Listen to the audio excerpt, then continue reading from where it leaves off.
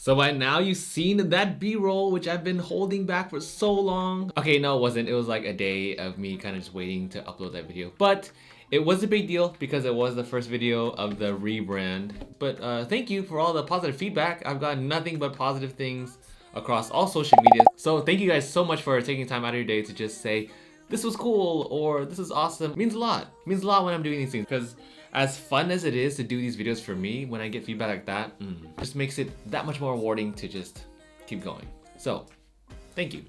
So the last video that I did, it was for the tutorial of the Valley of Alchemists.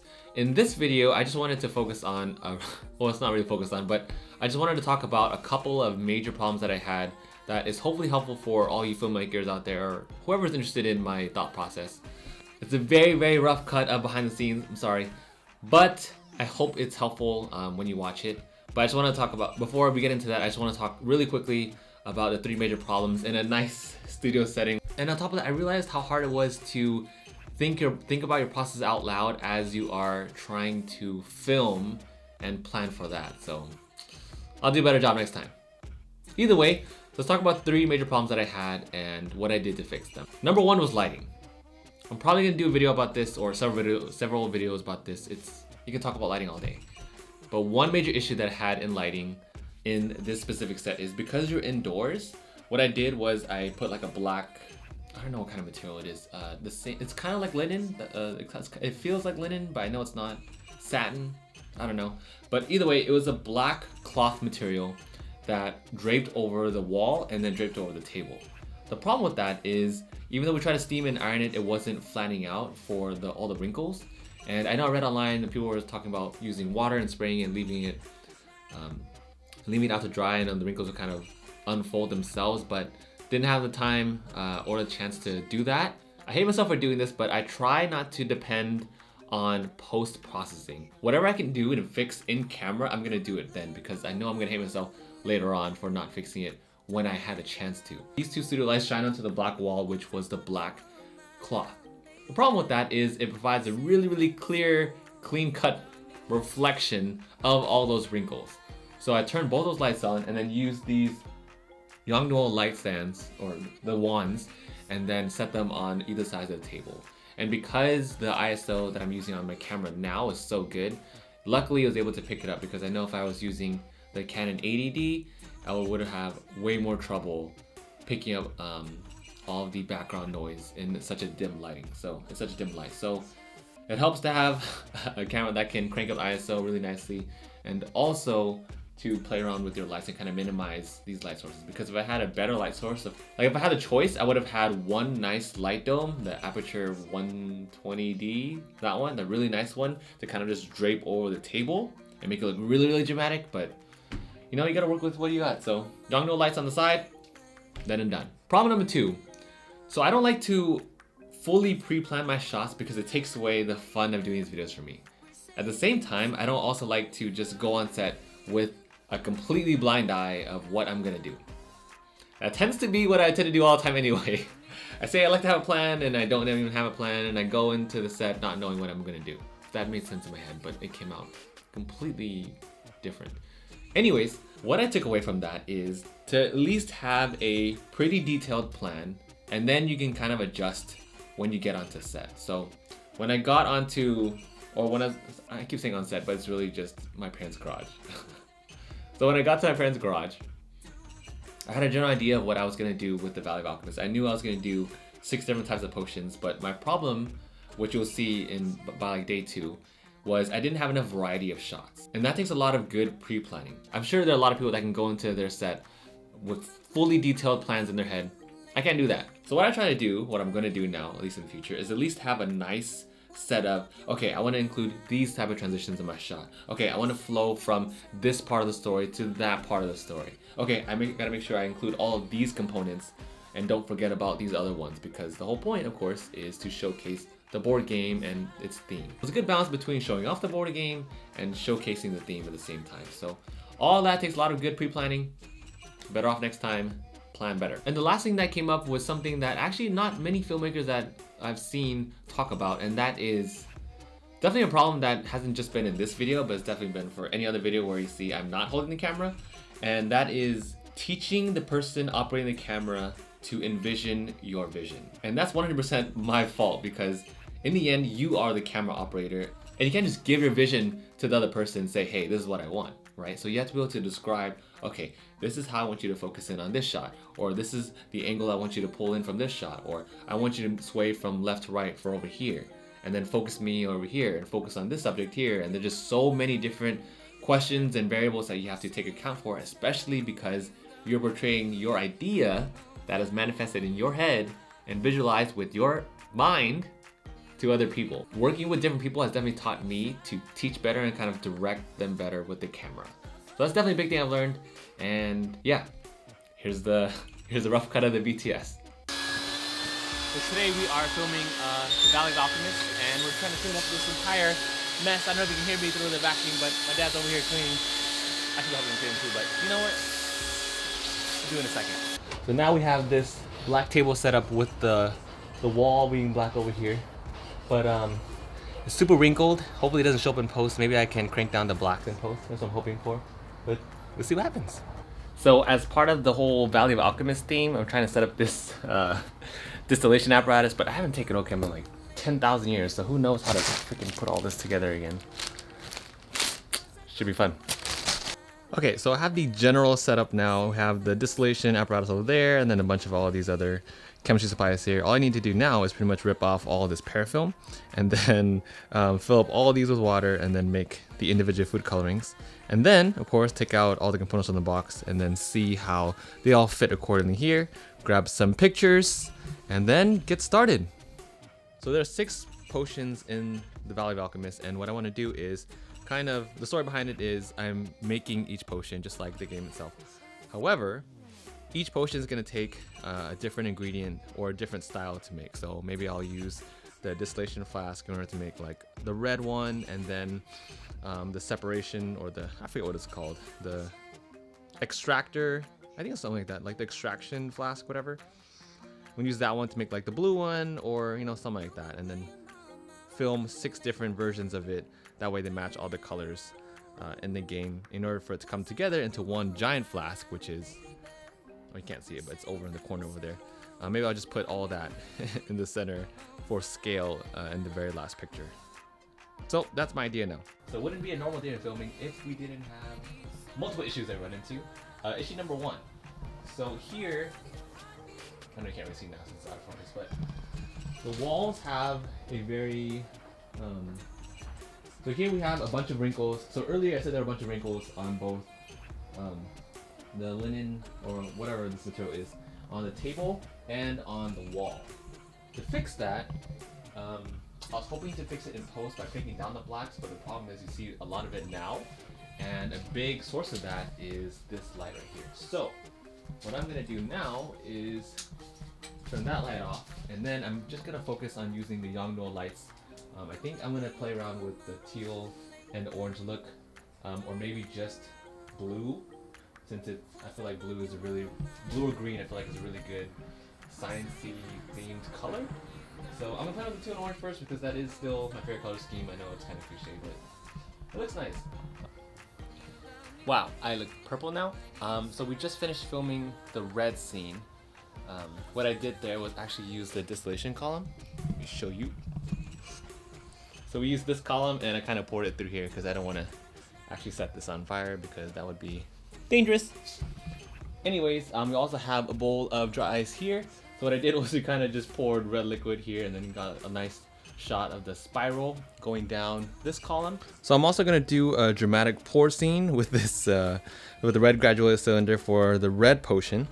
And then I think I'm going to start on the green one next, maybe with the extraction column over here. What I want to do is also incorporate some match cuts and what I like to call focus follows. So for those, I haven't figured out what I want to do just yet, but I'll keep you updated. Oh, okay, got it. So for the match cut, what I'm going to do is where, so the match cut is basically when you are you're making parallel shots, that way they look in sync, and it's a nice little transition. So what I'm going to do is, as I'm putting the red marker down, I'm also going to do the same scene with the green marker, so that way it'll cut from one frame to the next frame like super smoothly, hopefully. That way it looks like it transitioned from green or red to green really nicely. Okay, so this is gonna be the hardest shot of the night. So now we're switching and my dad's doing the lab coat.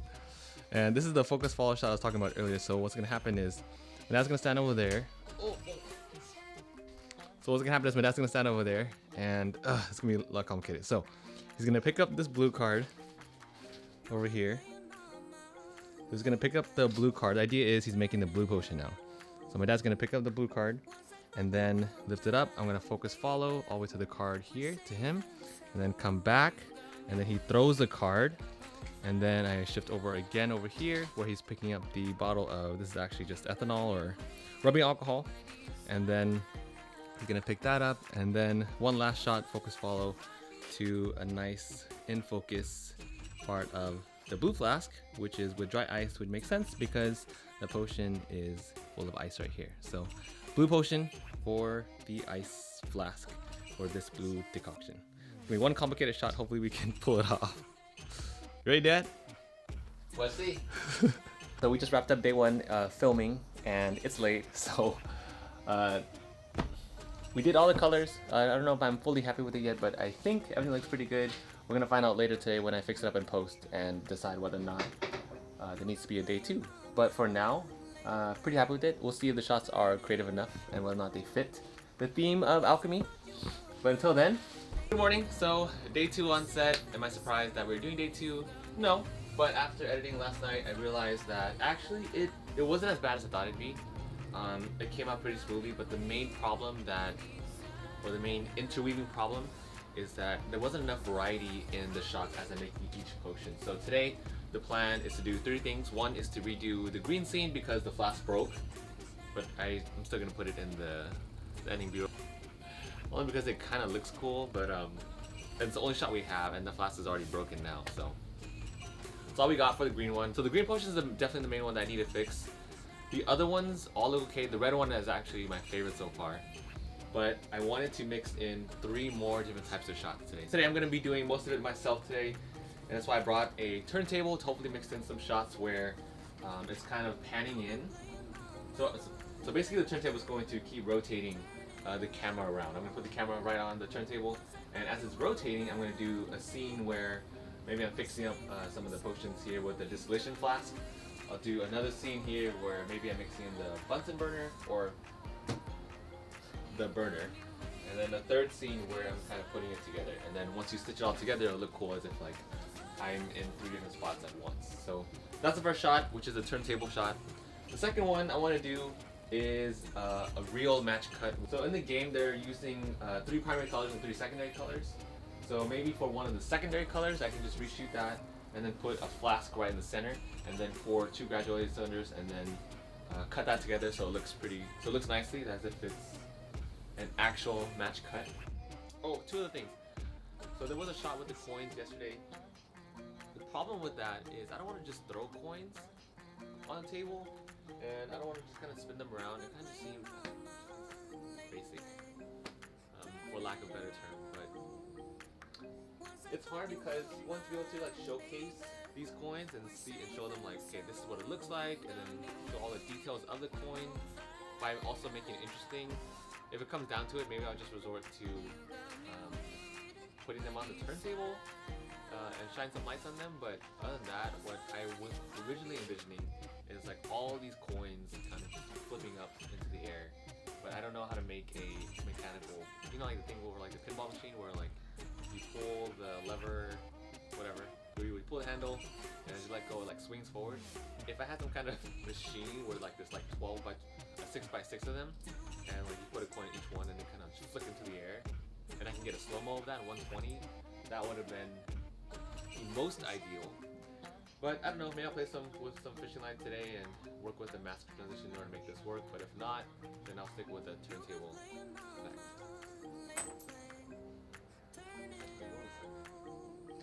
Okay, so here's what I ended up going with for the coin shot. What I did was I took this wooden plank, attached 4-pound test line, which is like the thinnest fishing line that we have, to 4 of the coins, 1 of each type.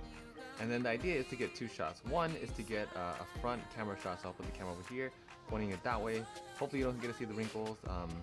But basically, I just want a forward shot, and then I'll spin the fishing line, and then I'll get a second shot of just the blank canvas. That way I can mask the layers in between them, so that way it will cut away the fishing line so you can't see them and you just see the coins spinning.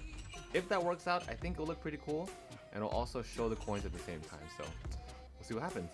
Day 2 complete, and I just finished the most difficult shot of the day, which was that rotating turntable I was talking about earlier. Let me run you through it. Okay, so first off, I had my camera on this janky setup here. It's just a bin on top. A bin is just a box on top of a bin with a turntable on top. And so this is spinning with my camera on top with the 50mm prime lens going. That was rotating through here.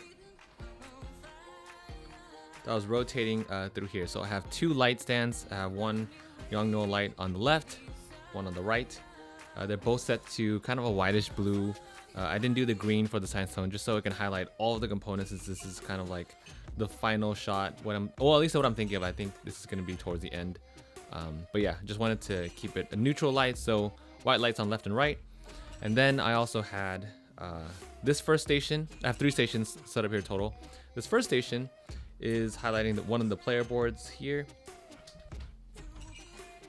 So this first station is highlighting one of the player boards here along with 3 components. I also juxtaposed the components so you see different angles of them. I don't know if you'll be able to see in the final shot, but at least that's the concept and the idea behind this. So this first one, I'm just gonna play around with the fire just because it looks cool on the left side. And I wish the distillation flask was actually running, but this version of a burner doesn't work really well, so I can't get it to steam. But either way, again, the highlight is the board game, right? So at least if there's some background of me playing around, then that's fine. And then moving around to the middle, so here's the extraction flask. And for this one, I think I'm just gonna play around using the pipetter and just to pipette a couple of things into here with the second player board of Gabriella and Wildfeather in the middle. And then I also have, again, the decoctions placed here, but I added one. I wanted some variations, so that's why I put in one on the left, middle, and the right. And then from there, I'm gonna switch over to the final station, which has all the decoctions and flasks with their representative colors. I have dry ice in the back, so I broke these up into little chunks, and then what I'm gonna do is I'm gonna put them into each flask. I'm gonna break it up into little ice cubes, that way it gives some better ambience into the shot. I'm gonna put that dry ice into all these flasks here, and yeah, I think I'm gonna finish off in there is like a bottle of ethanol rubbing alcohol, so I'm just going to pipette some of that, or use the eyedropper to add in a couple of drops into one of these flasks here as a final shot. And yeah, it's gonna take me a couple rounds for sure, because I'm just gonna let the camera spin, and as I spin, I'll get ready for this station, and then spins again, and by the time it gets around again to this side, I'll go around to the middle, and so forth. So I'm pretty much setting up, letting the camera spin once, setting up, letting the camera spin once, and then again setting up and letting the camera spin once. That way in the end, you kind of all stitch it together so it looks like it's one consecutive shot. Hopefully, that is the idea here. Alright, well that is the alchemy b-roll of the Valley of Alchemists. Clearly, I had a ton of fun doing it, and thank you again so much for all of your positive feedback across all social media platforms. I can't stop reading them all.